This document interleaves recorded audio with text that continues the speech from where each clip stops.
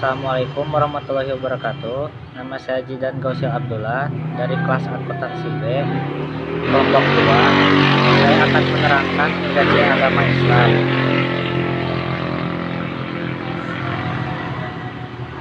Ada beberapa urgensi agama. Yang ke-1 pengertian, kedua ruang lingkup, ketiga fungsi agama, keempat Islam holistik, dan terakhir hubungan akidah syariah dan akhlak.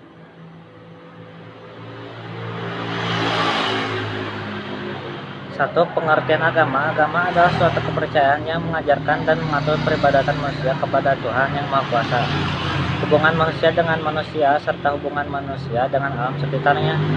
Setiap agama memiliki cara yang berbeda dalam melakukan peribadatan, namun semua agama mengajarkan satu hal yang sama, yaitu kebaikan.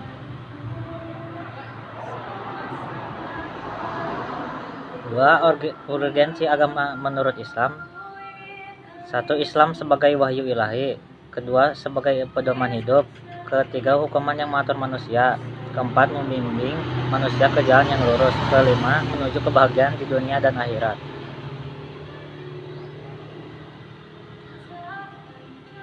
Ruang lingkup agama, keyakinan atau kreidial, yaitu keyakinan akan adanya suatu kekuatan supranatural yang diyakini mengatur dan mencipta.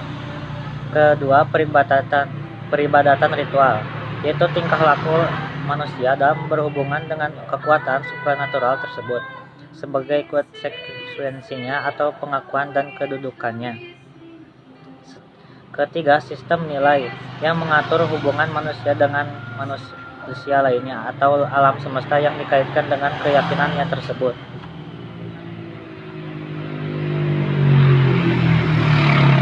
Ruang lingkup agama Islam.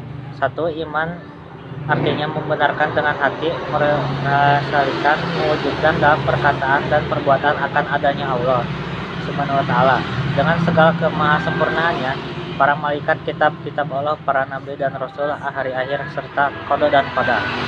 Kedua, Islam artinya taat, tunduk, dan menyerahkan diri atas segala ketentuan yang telah ditetapkan Allah Subhanahu wa Ta'ala.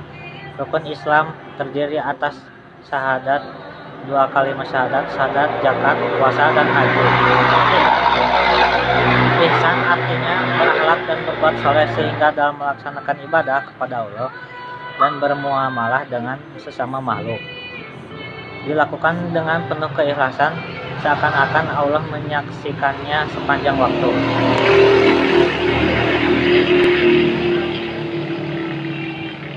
Yang ketiga, fungsi agama, mampu memberikan pandangan dunia kepada manusia dan berpengaruh pada kebudayaan manusia, mampu menjawab berbagai macam pertanyaan yang mungkin tidak mampu dijawab oleh sesama manusia lain, mampu memberikan rasa kekitaan yang nantinya akan dipunyai dan diyakini oleh sekumpulan manusia, mampu berperan dalam sebuah peranan sosial karena mengandung garis kode etika bagi setiap penganutnya, mampu dijadikan sebagai sumber pedoman dalam kehidupan, mampu dijadikan aturan dan berhubungan antara manusia dengan Tuhannya, antara sesama makhluk hidup, dan hubungan lainnya dalam kehidupan, menentukan satu tuntunan mengenai prinsipnya yang salah dan yang benar, menjadikan pedoman untuk dapat mengungkap suatu kebersamaan, dijadikan pedoman dalam membentuk sebuah keyakinan dan membentuk nilai-nilai dalam kehidupan, mengungkapkan bentuk dari keindahan dan sebagai pedoman dalam berkreasi atau hiburan, serta berfungsi untuk memberi suatu identitas pada umat manusia karena telah menjadi bagian sebuah agama. Nama saya Lili Nurlia. Saya akan melanjutkan materi selanjutnya tentang urgensi agama, yaitu Islam holistik. Secara bahasa, holistik berasal dari kosakata Inggris yaitu holistic. Istilah ini berasal dari kata holy yang berarti suci dan bijak. Sedangkan akar kata holy sendiri adalah whole yang bermakna menyeluruh. Sehingga, menurut Ratna Megawangi, arti holy man adalah manusia yang berkembang secara utuh dan seimbang seluruh dimensinya. Pengertian pendidikan holistik ditinjau dari pandangan Islam. Dalam dunia Islam, terminologi holistik dapat diwakili dengan istilah kafah. Istilah ini seperti termaktub dalam Al-Quran, "Hai orang-orang yang beriman, masuklah kamu ke dalam Islam keseluruhan." Quran Surat Al-Baqarah ayat 208. Al-Quran juga menegaskan bahwa manusia sebagai individu telah diciptakan dalam bentuk yang sebaik-baiknya. Hal ini seperti disebutkan dalam ayat, "Sesungguhnya kami telah menciptakan manusia dalam bentuk yang sebaik-baiknya." Quran Surat At-Tin ayat 4.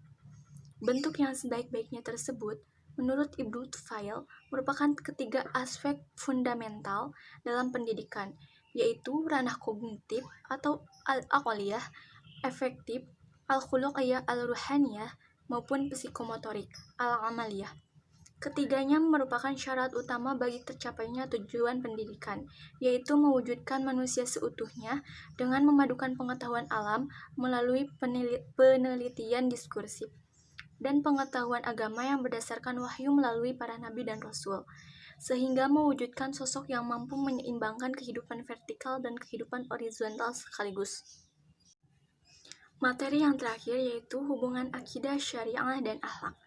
Akidah merupakan kepercayaan, keimanan mengenai keesaan Allah.